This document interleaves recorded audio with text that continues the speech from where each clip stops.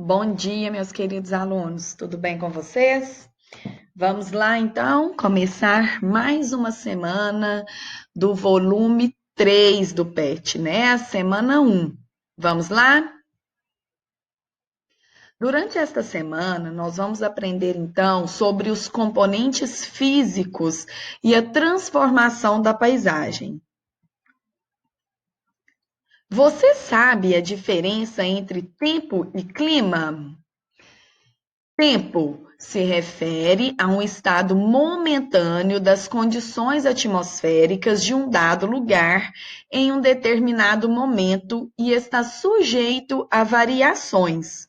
Então, o tempo é algo que você está observando naquele momento, né? Então, você observa aquela temperatura, aquele estado do tempo naquele momento, podendo variar entre o dia e a noite, entre a noite e a madrugada. Vamos para os exemplos. Hoje está fazendo muito calor em Salvador, Bahia. Tá vendo? Então, hoje está fazendo, né? É algo momentâneo, que pode acontecer de estar fazendo calor hoje e amanhã não está tão quente. Esta semana fez muito frio em Araújos, Minas Gerais.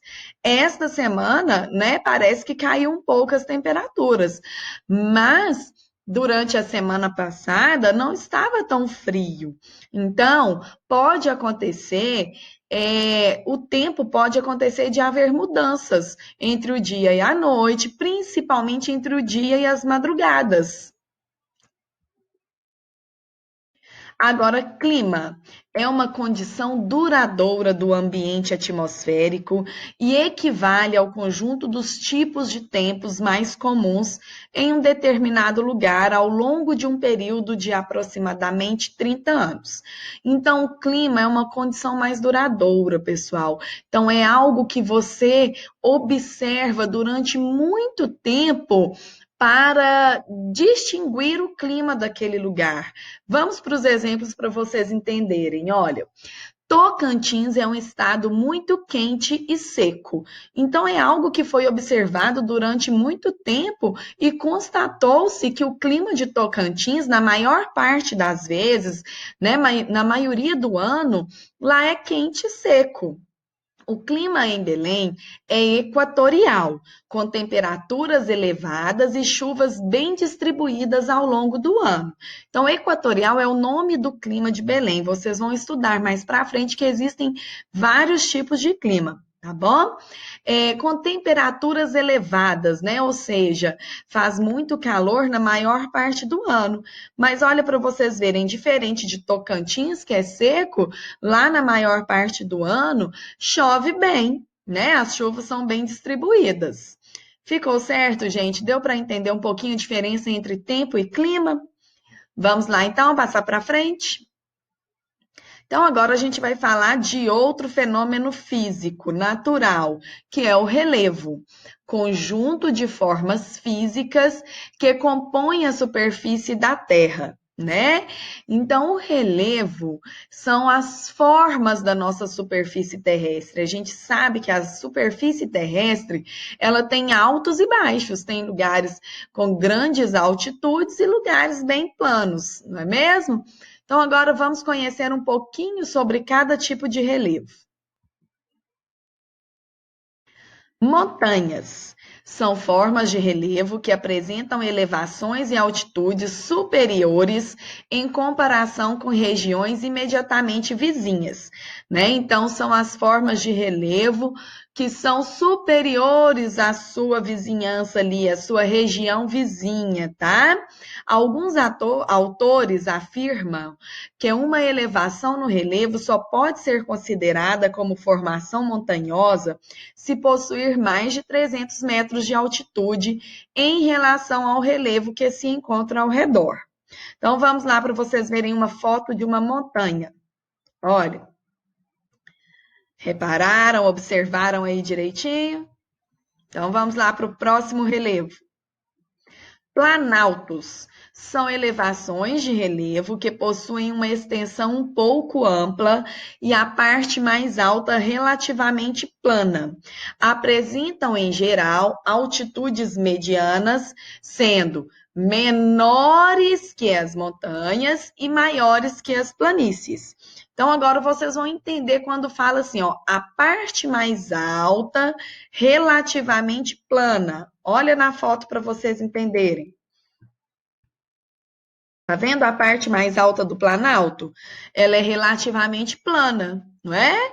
Ela é mais plana. Então, esta parte aqui é um planalto, né? Ele tem uma elevação, uma altitude maior, superior do que a sua vizinhança. Olha essa região aqui que é mais baixa, né? E lá em cima, no topo do planalto, ele é relativamente plano.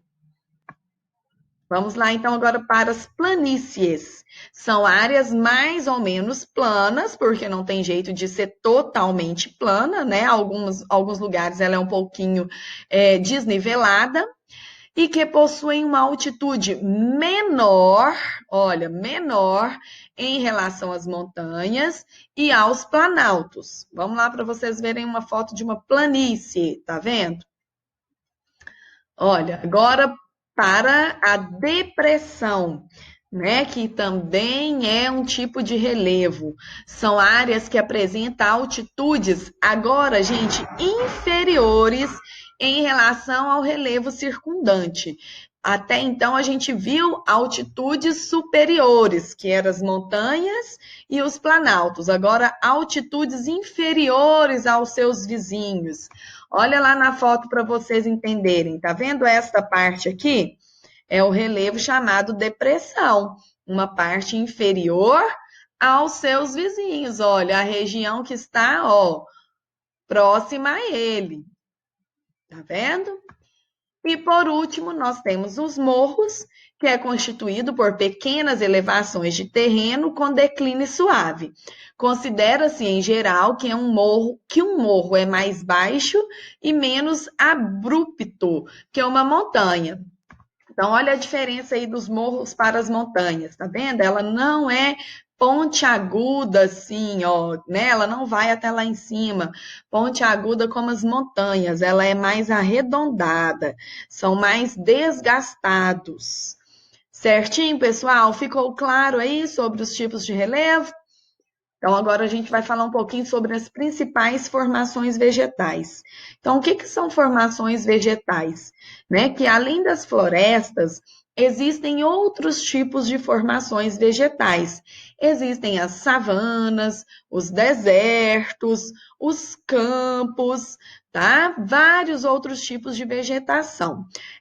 Este mapa aqui foi um mapa que eu tirei do PET de vocês, de uma atividade do PET, e que mostra as formações vegetais. Cada cor dessa representa um tipo de formação vegetal. Então, por que será que tem tantas formações vegetais, né, no nosso planeta?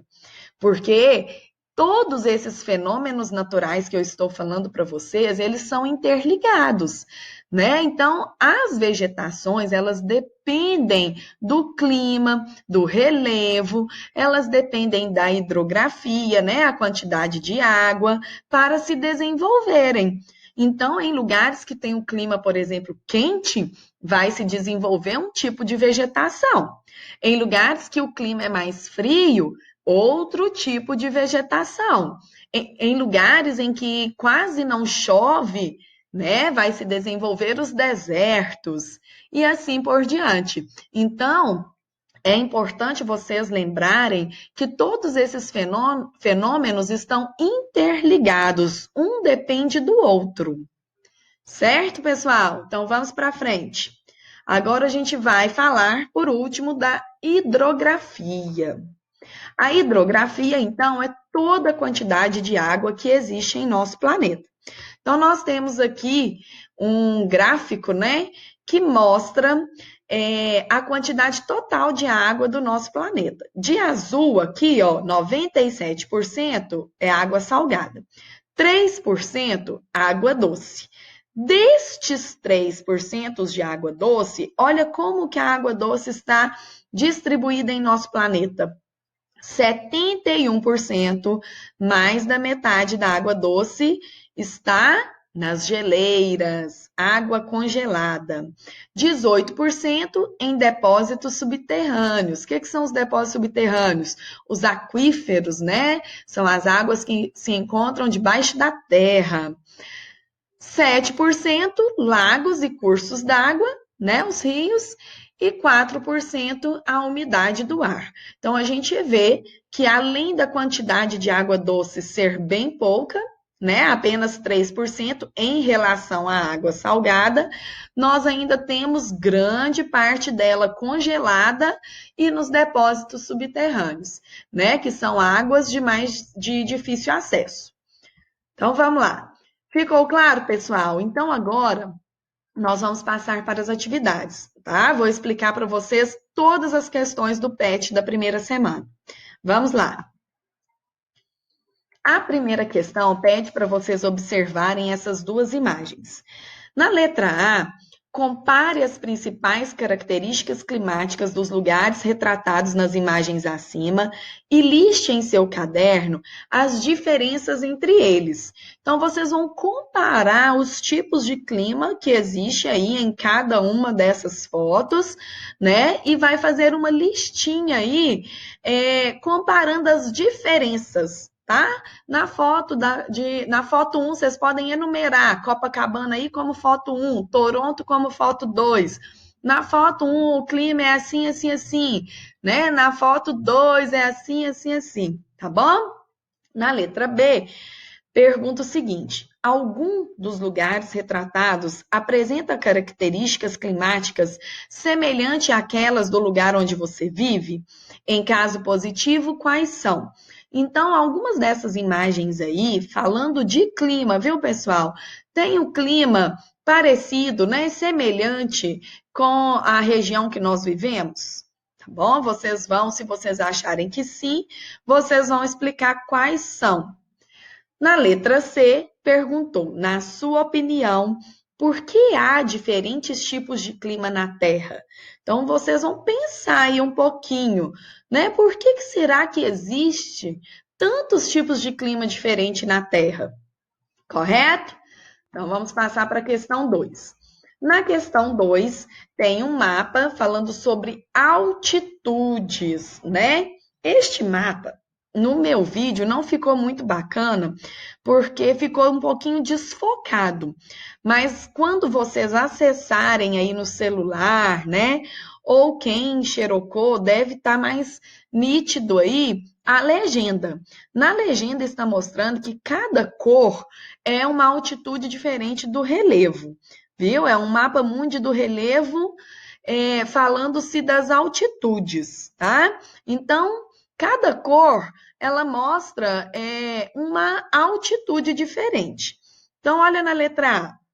Observe a legenda do mapa e em seu caderno indique os intervalos de altitude que cada uma das cores representa. Então, vocês vão indicar a cor laranja, indica de tantos metros a tantos metros, tá bom? Na cor marrom, indica de tantos metros a tantos metros. Na cor branca, indica de tantos metros a tantos metros. Vocês vão mostrar o que está descrito na legenda, combinado? Na letra B, perguntou: qual tom foi usado para representar as áreas de maiores altitudes?